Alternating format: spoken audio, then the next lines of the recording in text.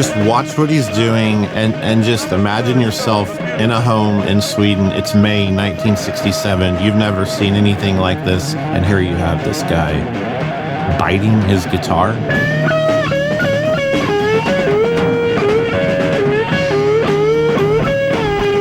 Hey everyone, I have a brand new reaction video.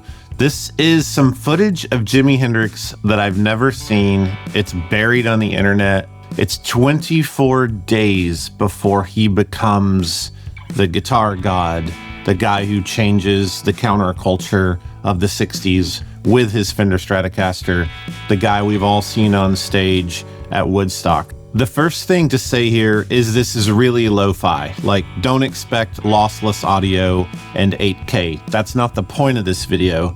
This video sounds rough and it looks rough, but you owe it to yourself to watch this performance. It's Purple Haze, we're in Stockholm, and it's 1967.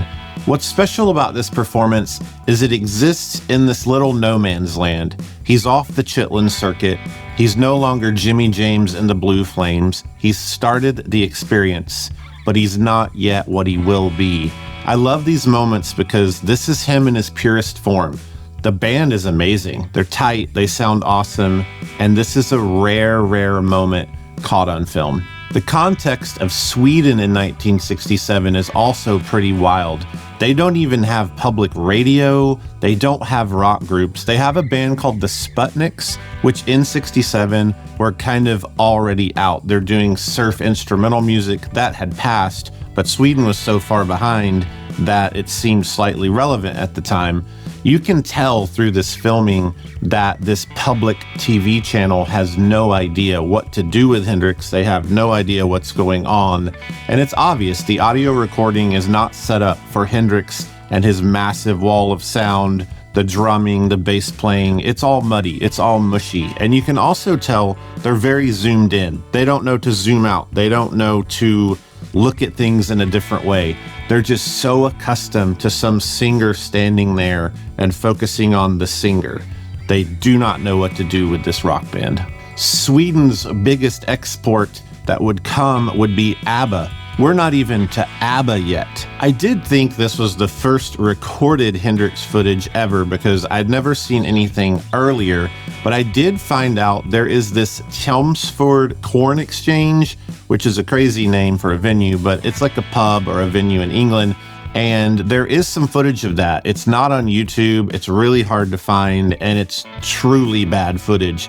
But it shows him a little bit earlier than this. We're talking a few days, maybe a month or two. I'm not really sure. The dates are cloudy, but this is a ground zero moment for Hendrix and the experience, and for what would happen to the guitar because of him. Let's hit play. Keep the context in your mind. An American black guitarist in Sweden. Left-handed guitar, flipped over, incredibly loud. The cameras don't know what to do with him. The audio engineer's panicking, and we have this amazing footage because it wasn't deleted. All right, let's dive in.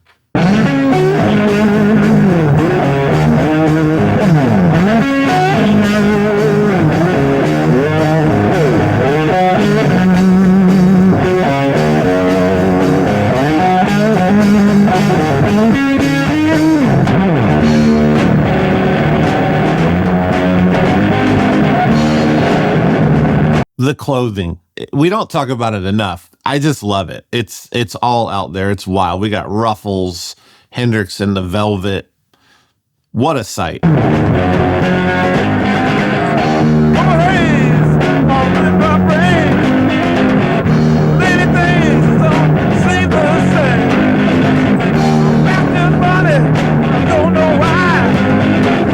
Excuse me while I kiss this guy.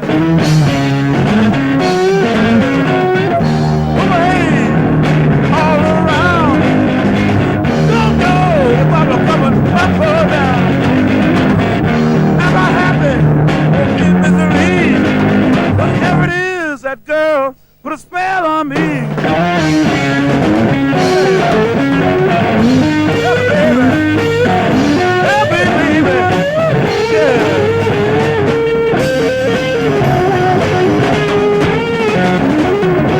All right, let's pause here And let's talk about the gear. So this is a colorized film. It was black and white. And so when you find these black and white films, you're actually dealing with a film strip and frames, 24 frames per second or whatever. So there's a ton of frames and someone sets and colors them in. So the thing that happens with that is you have to assume a lot of different details.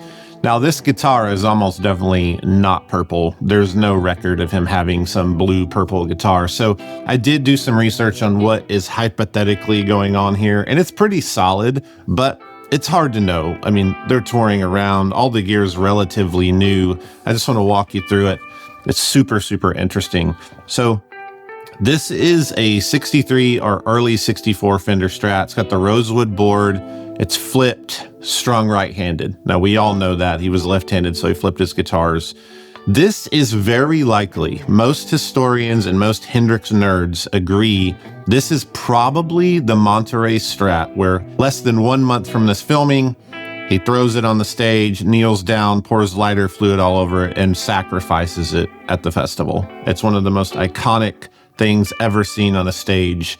It was completely unruly and awesome, the definition of rock and roll. This is probably that guitar, and that guitar has no idea it's going to die a horrible death. I got to see that guitar at the M-Pop Museum in Seattle. Is that what it's called? It's changed names. It's the museum in Seattle with all the cool music history. Hendrix was from Seattle, so they had an exhibit. Yeah, it's really cool to see it. It's like just a pile of things in a glass case. So the amp he's using is a 1966 100-watt Plexi. It's the super lead. This is one of the first 3 amps he ever owns. He actually goes through tons of amps. This isn't talked about a lot. He destroys them. You'll see at the end of this video. He's abusive to the amps, and there's a lot of them ordered over the years. It's actually kind of astonishing how many they went through. But 100 watts in this TV studio that's used to someone holding a mic singing a love ballad, I wish I could see the audience and the crew, because it's probably a mix of like finally and mostly horror. I just can't get around the context of this. I love imagining being there. Like if I could quantum leap into this audience and just people watch, it would be amazing. One of the things that I found interesting here is there's no Octavia. We know that he did tour and play gigs with the Octavia Roger Mayer had designed, and it is on the recording of Purple Haze. There's enough evidence to say, yeah, he did record with it. You hear the Octavia. The whole story that Roger Mayer tells is fairly accurate, although it's really hard sometimes with Roger's stories. They get all crisscrossy and weird, and you're not sure if he's completely telling the truth. But we should be hearing an Octavia. We're not. And he also really loved wah. I don't guess he had his wah yet. We know that he got his wah from Frank Zappa, basically saying, hey, this thing's amazing. He goes and grabs it at Manny's. Almost every video you see of Hendrix playing, and some of the others I considered doing for a reaction video and that I'll do later, Hendrix uses that wah pedal for feedback and manipulation, EQ, and you just don't see it here. It's just straight fuzz face. So I think the Strat's going right into the fuzz face, right into the Marshall, and that's the whole thing. This is some of the simplest guitar tone and most straight ahead technique of effects and technology that you'll ever see Hendrix using. Again, this mix is really weird. You barely hear the bass. I put on some headphones. You can hear it in there. The drums are real loose, probably one overhead. That's what it feels like to me. And then Hendrix's amps are probably coming through the vocal mic. It's a mess, but that's what the video is. And that's just part of the history and the story.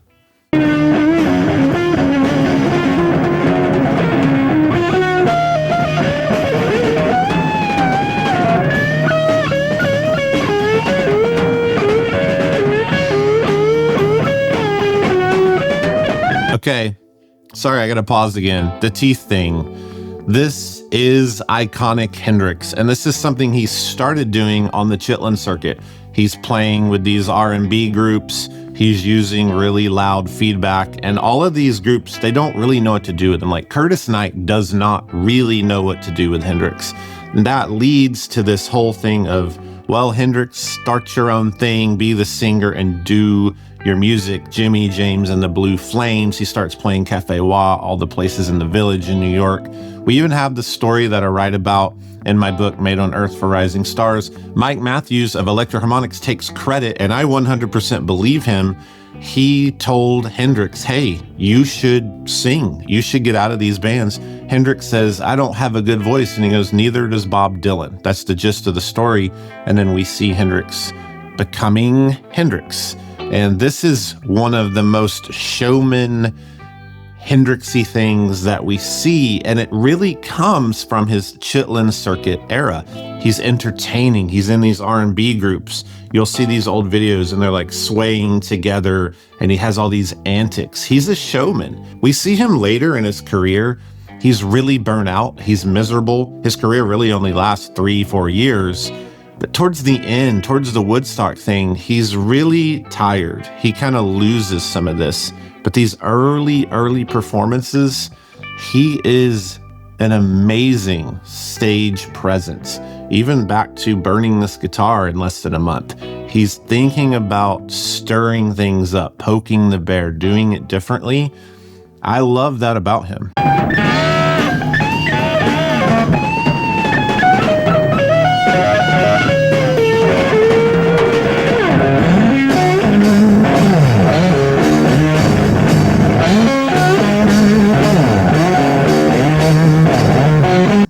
The first time we get to see the old bass player, they just left him out of most of the video.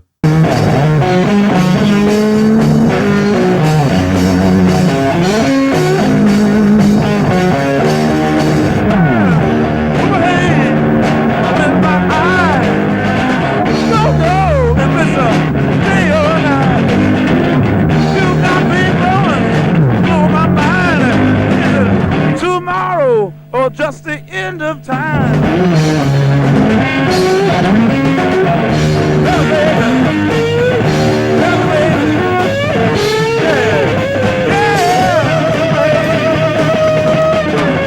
It's amazing, these parts that we as guitarists, we've all learned the like bending, tense, double stop things that Hendrix does where he climbs the neck. We know some of these licks, but when you watch him and he's singing it on top of this drum and bass thing and just playing that, it's pretty crazy. I don't think about it when I listen to the records, but when you're watching him and you're seeing him sing, and he's super chill, he's super casual, and you hear the stuff underneath him, it's really, really profound.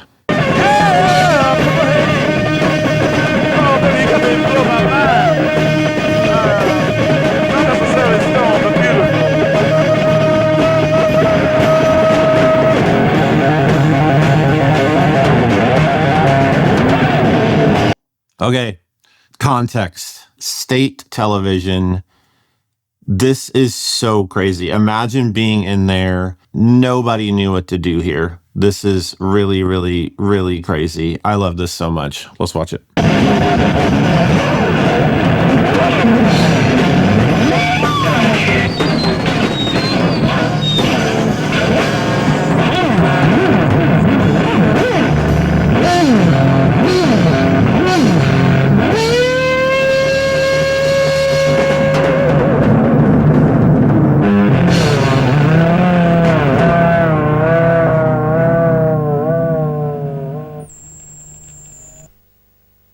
I love this video.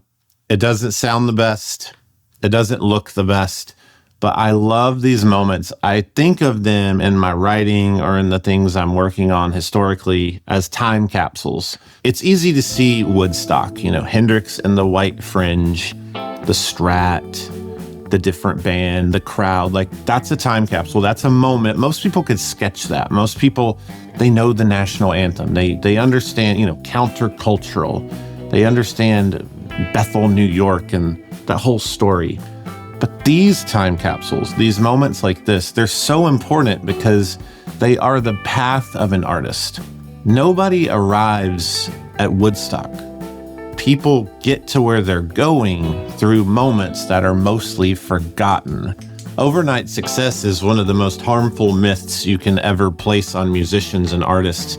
And I just love this because this is unknown, unseen, forgotten Hendrix, and it's beautiful. I also just want to say that Mitch and Noel, the other part of the experience, their playing in this is phenomenal. If you go back and watch it, his drumming, it's unbelievably cool. He's holding the sticks traditional, he's spinning them, he's a showman. They're just really good. And the bass playing, nobody gives enough credit to this backing band. They fit perfectly underneath Hendrix. They supported him. And at many times they're right beside him in the riffs and in the rhythms and all the things that it took for these songs to be so iconic. So just goes without saying, they're a really important part of this video.